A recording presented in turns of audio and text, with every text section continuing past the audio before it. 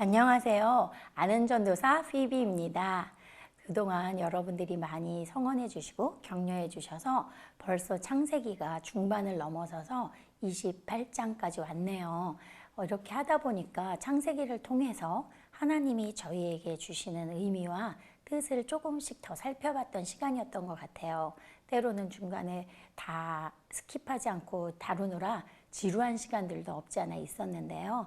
오늘 이제 몇 번 더 창세기를 하고 나면 또 창세기 한 권을 마치는 귀한 시간이 되리라 믿습니다. 특별히 오늘은 창세기 28장과 29장을 통해서 하나님이 저희에게 주시는 어떤 뜻들을 찾아보도록 하겠습니다. 오늘은 창세기 28장 제가 읽고 시작하겠습니다.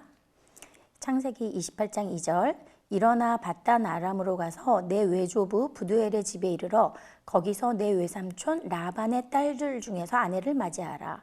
3절 전능하신 하나님이 내게 복을 주시어 내가 생육하고 번성하게 하여 내가 여러 족속을 이루게 하시고 4절 아브라함에게 허락하신 복을 내게 주시되 너와 함께 내 자손에게도 주사 하나님이 아브라함에게 주신 땅 곧 내가 거류하는 땅을 내가 차지하게 하시기를 원하노라.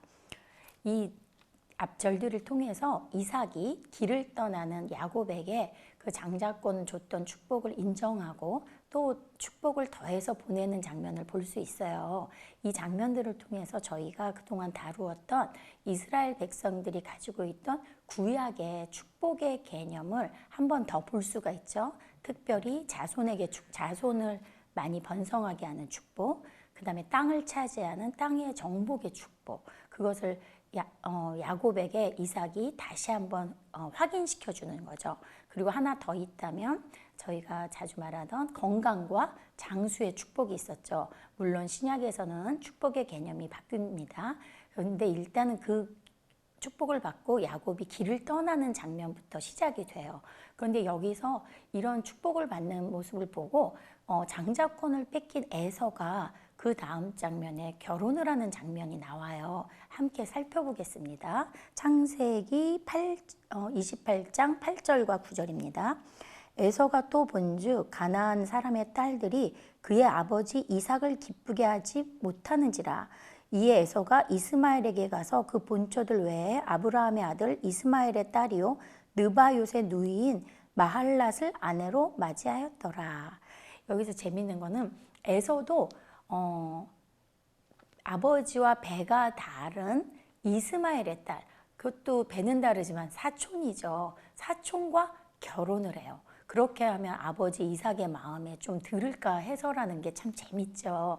그런데 아버지는 같은 아브라함의 자손의 본처 소생의 딸들과 결혼하길 원하는 거고, 에서는 본처 소생이 아닌 이스마엘, 즉 하갈의 자손에서 난 이스마엘의 딸과 결혼을 하지요. 어쨌든 여러분들에게 제가 말하는 것의 한 포인트는 그 당시 고대 근동 지방은 근친상간이 아주 자연스러운 문화였다는 거예요. 저희가 이제 문화가 돼버리면 더 이상은 묻거나 의심하지 않고 받아들이는 거죠. 그래서 그 당시 문화로서는 이게 자연스러웠고, 그런 근친상간의 문화를 통해서 재산을 보존하고 자신들의 혈통을 보존하는 전통이 되었던 거죠. 물론 신약시대 현대를 사는 우리들은 더 이상 그런 근친상간은 많이 하지 않아요. 그럼으로써 민족과 민족이 서로 화합하고 다른 민족과도 서로 하나 되는, 연합되는 어떤 전통이 바뀌는 세대의 문화가 되고 있지요. 그래서 여러분들이 옛날 우리가 창세기를 통해서 배우는 것을 함부로 우리한테 막 적용할 필요는 없어요.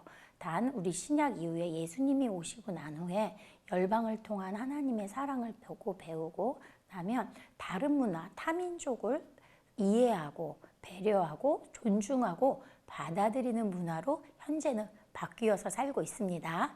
그래서 에서도 그렇게 해서 결혼을 했고 야곱도 길을 떠납니다. 그리고 그 다음 장면으로 이제 야곱이 먼 길을 가죠. 아주 오랜 걸어서 갔잖아요. 길을 가서 자기 외삼촌 라반의 집에 가서 이제 자기 배우자 될 사람도 구하고 에서를 피해서 가는 장면에서 그 유명한 사건 베델 사건을 만납니다. 그 길에서 돌베개를 베고 자다가 꿈속에서 하나님의 집을 만나는 사건인데요. 그 사닥다리 사건이죠. 여러분들이 우리가 집이라고 하면 어떤 생각을 하시나요? 집은 힘들고 어렵고 일하고 지친 내 몸과 마음을 편안히 쉬는 안전한 곳이지요. 그런데 야곱이 만났던 하나님의 집은 길가에 있었어요. 광야 길가에 있었고 또 중요한 것은 편안한 푹신한 베개와 이불이 아닌 돌베개를 베고 잔 그곳을 야곱이 하나님의 집 베델이라고 명하게 되는 거죠. 그리고 하나님의 집은 또 하나님의 문이라는 뜻도 있어요. 그렇다면 과연 우리가 생각하는 집 또 하나님의 문은 어떤 의미일까? 야곱에게 있어서는 어떤 마음으로 그곳을 베델이라고 했을까? 우리가 이제 성경을 통해서 한번 찾아보겠습니다. 제가 한번 읽어보겠습니다.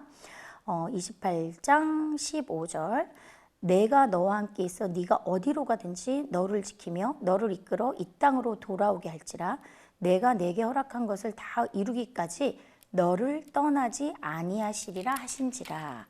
그리고 17절 이에 두려워하여 이르되 두렵도다 이곳이여 이것은 다름 아닌 하나님의 집이요 이는 하늘의 문이로다 하고 그 다음에 20절부터 22절 읽겠습니다.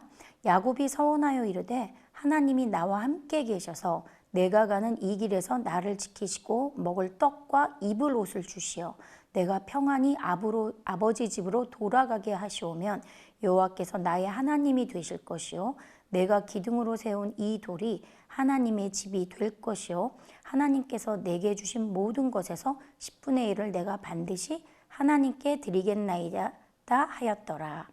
그러니까 야곱은 제가 자주 말했듯이 결국 또 길을 떠난 사람이 된 거죠.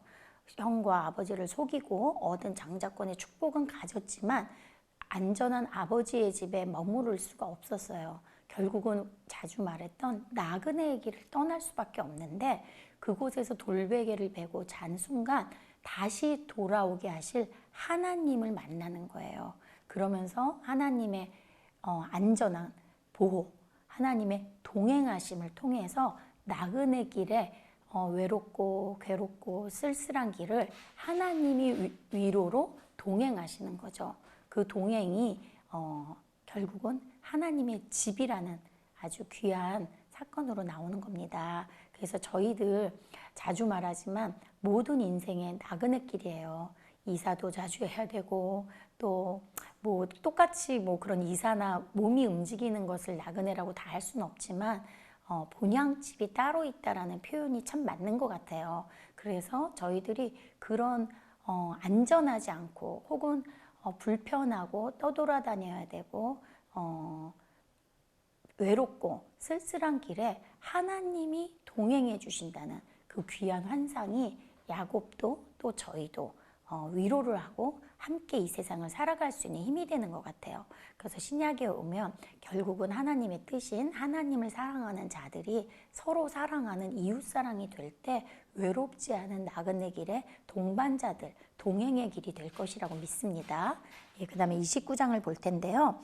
29장은 이제 야곱이 이제 긴 길을 떠나서 거의 라반의 집에 이르는 장면에 도착을 하는데 그 우물가에서 라헬을 만나는 장면이 나오고 또 그 라헬 사촌이죠. 자기 삼촌의 딸이니까 라헬과 결혼하고 싶어서 또 7년씩 일을 하고 또 라헬의 아버지는 라헬을 준다고 했다가 또 속여서 뭐 레아부터 주고 또 그 하녀들 실바와 빌하를 줘서 결국은 야곱이 이스라엘이라는 나라의 대표가 되잖아요.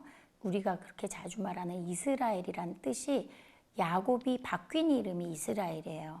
그리고 그 우리가 완전수라고 하는 12 지파의 조상이 되는 12아들, 그 아들들이 이스라엘, 즉 야곱이 이 두 부인 레아와 라헬 그리고 그 몸종 실바와 빌하로부터 낳은 자식들 12아들로부터 파생되죠. 그래서 레아 본처인 레아가 6아들을 낳고 라헬이 2아들, 또 실바와 빌하 그 하녀들이 2아들씩 낳아서 12아들이고 그중 라헬이 낳은 요셉의 아들 2아들에게서 되면 13아들인데 그 중에 레위 족속이 성전 관리를 맡음으로써 12지파가 탄생을 하는 계기가 돼요. 그게 오늘 29장에 12아들들이 나옴으로써 이제 진행이 되죠. 물론 아직 베냐민은 태어나지 않았고요.